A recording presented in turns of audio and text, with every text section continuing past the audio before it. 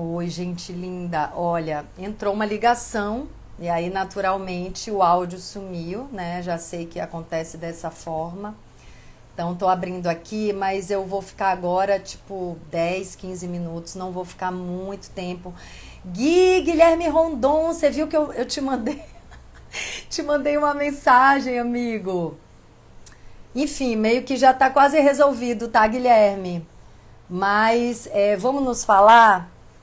Que eu tô indo lá para Fazenda do Almi agora no mês que vem para fazer um trabalho. Olha eu falando isso em live, né? Uma coisa que é segredo, mas também não precisa ser. Então, Gui, depois você me manda mensagem, tá? Pra gente trocar um pouquinho, que eu acho que eu vou te visitar aí no Pantanal mês que vem. Então, gente, entrou uma ligação, fiquei sem som, então eu salvei a outra parte da live, vou ficar só um pouquinho aqui, tá bem? Vou falar rapidamente sobre a passagem do meu pai. Só para fechar, só para concluir, né, sobre a nossa capacidade de fantasiar em cima da realidade, eu queria trazer para vocês um exemplo muito poderoso, que é o exemplo do Mestre dos Mestres, Jesus Cristo, né? Vocês viram o que Jesus Cristo fez com toda a adversidade que veio para ele, né, com todo o desafio duríssimo que estava diante dele, ele não fugiu do desafio e ele não fantasiou e ele se colocou para viver o que a vida estava trazendo, porque ele conhecia a missão dele, ele conhecia o lugar dele, ele tinha confiança no que a vida estava trazendo como experiência e desempenhou o papel dele assim em plena sincronicidade com os fatos, com a realidade, com os acontecimentos. Mas claro que ele era, né, um homem pleno de maturidade, de inteireza, de coragem, de compromisso com a verdade, com a palavra, de compromisso com ele próprio. Olha o que ele fez com ele. Ele não fugiu das situações. E o que ele fez com ele foi transformar a vida dele numa das vidas mais representativas que já passaram pela Terra, né? O farol mais forte de todos, a luz que mais ilumina, não fugindo da realidade, não fantasiando, se colocando de corpo e alma para viver as situações, se colocando também a sua posição sociopolítica, né, deixando muito claro o que ele pensava em termos de inclusão das minorias, da diversidade. Estava tudo muito claro, mas ele não atacava ninguém. Né? Ele simplesmente colocava o que é uma humanidade, o que são valores humanos, o que é a sensibilidade, o que é o amor verdadeiro, que inclui a todos, o que é a beleza da diversidade. Ele sempre deixou isso muito claro. E por isso foi perseguido, e por isso foi torturado, e por isso foi morto. Então, assim, ele não tinha medo nenhum da posição política dele. Ele era, assim, tipo, considerado revolucionário, subversivo, completamente de esquerda. Quem prendeu, torturou e matou ele foi a situação política daquela época, né? Isso é fato. Qualquer pessoa que leu a Bíblia pelo menos uma vez sabe disso. Quem colocou ele, quem prendeu ele foram os poderosos. Foram as pessoas que estavam no poder político naquela época. Então ele era contra o status quo da política vigente no momento, né? E olha o que aconteceu com ele. Mas ele não fugiu disso. Ele seguiu no caminho dele, o caminho da verdade. Eu sou o caminho, a verdade e a vida, né? Mas então, gente, é isso. Que a gente possa ter compromisso com nós mesmos, com a nossa palavra, com a nossa verdade. E que a gente saiba ver quem não tem esse compromisso. Quem não tá nem aí, sabe, com a hora do Brasil. Isso é uma expressão, né, que se fala, que não tá nem aí para a hora do Brasil. Que tá a fim de se distrair, que tá distraído da própria vida, que tá distraído das próprias relações, que não vive dentro de uma realidade do seu próprio lugar. Sabe, não desperdiça seu tempo com essas pessoas. Infelizmente, né, essas pessoas vão acordar em algum momento. Mas assim, se coloca no lugar mesmo de coragem, de verdade, de compromisso, de ética, de construção no lugar de destruição. E aí eu quero falar rapidamente, a gente até pode falar mais depois, sobre essa experiência da passagem do meu pai, né? Que eu falo tanto aqui de visão sistêmica, a teoria, né, que eu trago para vocês, que para vocês pode parecer só uma teoria, mas não é, porque há 25 anos eu lido com constelação familiar, eu uso na minha vida. Então eu sei por experiência de estar no campo, de presenciar outras famílias, né, outras pessoas que perderam seus pais, outras famílias que não têm mais, né, o homem, ou a mãe, ou o pai dentro, presente, vivos. Então, assim, eu tenho essa experiência real só de participar de constelação, de facilitar a constelação. Só que agora aconteceu na minha vida, né? Um fato real. O meu pai fez a passagem a semana passada. Então, agora eu posso dar o testemunho para vocês que vai muito além de uma fala, né, de uma teoria, de uma terapia, que é a terapia sistêmica, que vai muito além de eu estar presenciando a experiência de outras pessoas que perderam seus pais ou suas mães. Eu agora estou falando da minha experiência pessoal. Meu pai fez a passagem e eu não perdi meu pai. Meu pai está muito mais forte dentro de mim. Então, assim, está sendo uma experiência, gente, tão rica e positiva, porque choramos bastante, eu ainda choro, de vez em quando vem assim um choro, uma saudade, mas é positivo, não tem dor. Por quê também? Graças a Deus, há uns 5, 6 anos, ouvindo a voz da minha intuição, eu comecei a vir mais para Salvador. Comecei a ficar mais com meu pai e com minha mãe. Meu pai já estava com um pouco de processo de esquecimento, mas conversava tranquilamente, horas e horas, né? Eu até gostava muito de sentar para conversar com ele, porque ele canalizava conhecimentos e sabedorias assim muito profundas. Então eu sentia que ele estava me entregando pérolas, né? No início da pandemia, eu fiquei com eles aqui 3 meses seguidos, e desde que eu tinha saído de casa com 20 anos, que eu não tinha passado assim 3 meses convivendo dia e noite. Então, assim, nos últimos 5, 6 anos, eu comecei a frequentar, foi como uma volta ao lar, sabe? Assim, a volta do filho pródigo.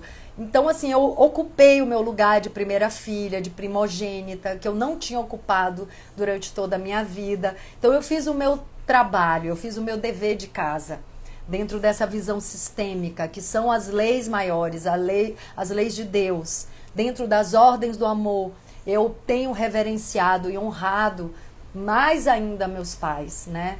Desde novinha que eu sempre falei, né? Tudo que eu sou, eu devo ao meu pai e à minha mãe e tal.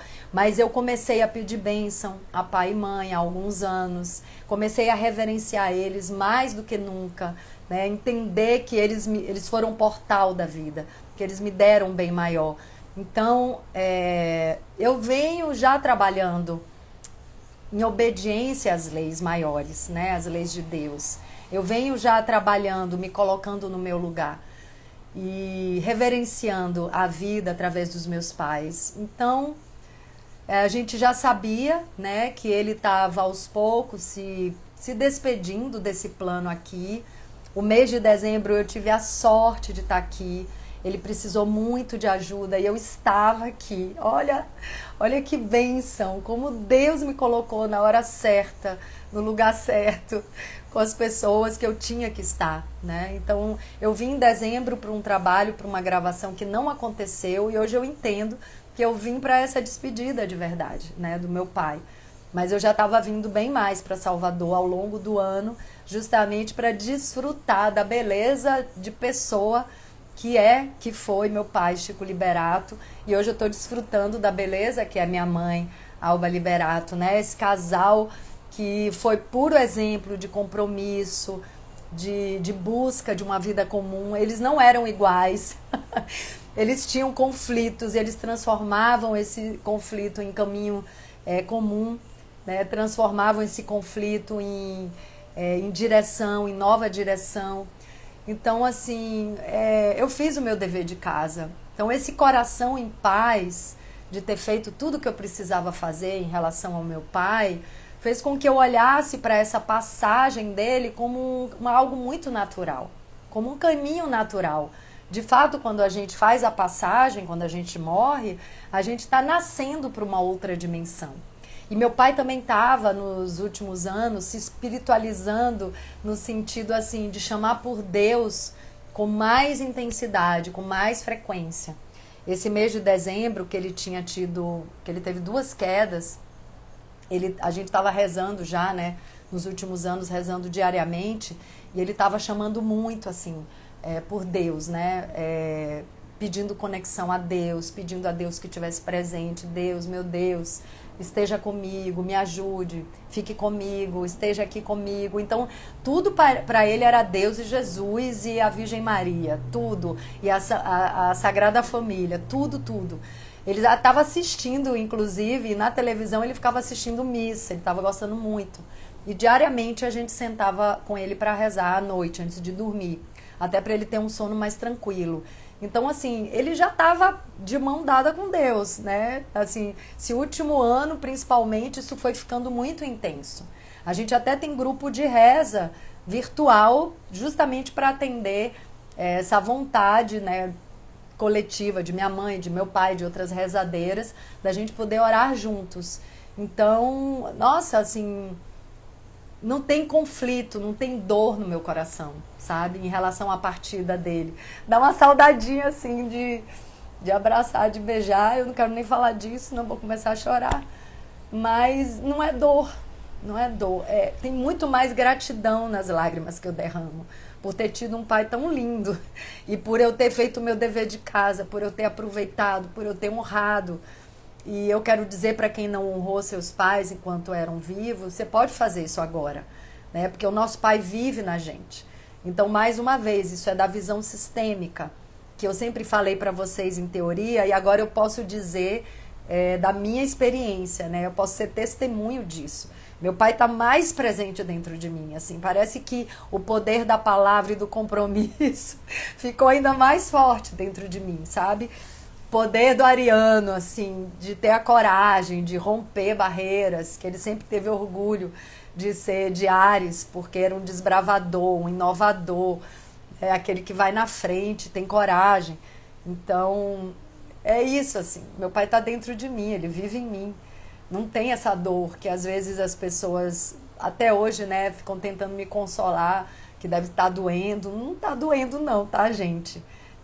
Eu sou muito abençoada de ter esse pai, de ter tido esse pai ao longo da minha vida e de hoje ter esse pai dentro de mim, assim, é só bênção, é só bênção. E eu sei também que a minha vibração de paz e de gratidão está sendo transmitida para ele, né? Ele vive através de mim.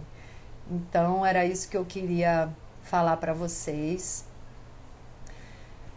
Também estou honrando muito a minha mãe hoje em dia, para que a passagem dela ou a minha própria passagem seja tranquila. A gente não sabe quem vai na frente, quem vai depois, né?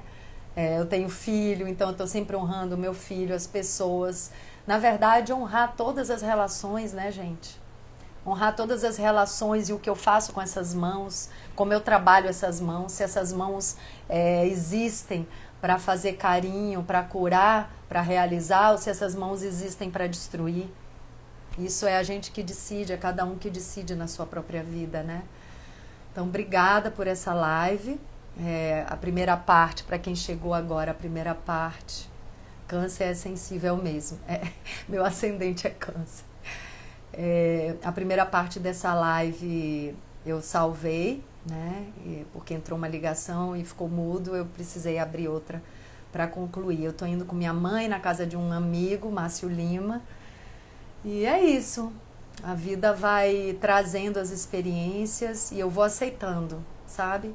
Obedecendo às ordens superiores, obedecendo às leis de Deus e dos homens e aceitando o que vem para mim, transformando o que não é bom, fazendo o meu melhor, construindo, trazendo os meus dons, a minha força também para contribuir, para dar o meu passo aqui na Terra, deixar minha marca de amor, de construção, de cura.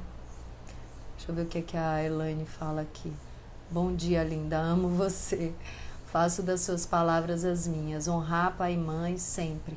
Meu pai já se foi, mas eu sinto mais presente. É isso, né, Elaine? Quando a gente honra mesmo de verdade a passagem do pai, a passagem da mãe, se mostra como de fato é. É uma passagem natural, faz parte da vida, né? Eles agora estão, né? Meu pai foi para uma outra dimensão e o seu espírito vai seguir a evolução dele. Enquanto eu ainda estou aqui por um tempo, isso é uma fala que eu costumo usar em constelação, né? Você saiu da vida, eu fico mais um pouco e um dia a gente se encontra numa outra dimensão. Assim é. Assim é. Eu dou vontade de chorar. É isso, gente. Um beijo, fiquem bem, se cuidem. Cuidado com a fantasia, não se metam em roubada. Não saiam falando mal, xingando ninguém. Quer falar bem de alguém? Fale. Mas se quiser falar mal de alguém, não fale. Não fale. Fale bem, só fale bem, porque é isso que volta pra você, viu? Beijo. Não é difícil o momento não, Jota. Porque ele tá falando um momento difícil, porque eu chorei agora. Né? Não, chorar é muito bom. Chorar é lindo, chorar é derramar sentimentos. É muito abençoado também saber chorar. É prova da nossa sensibilidade, do amor. Chorar é o amor transbordando, né? Quando é dessa forma. Beijo.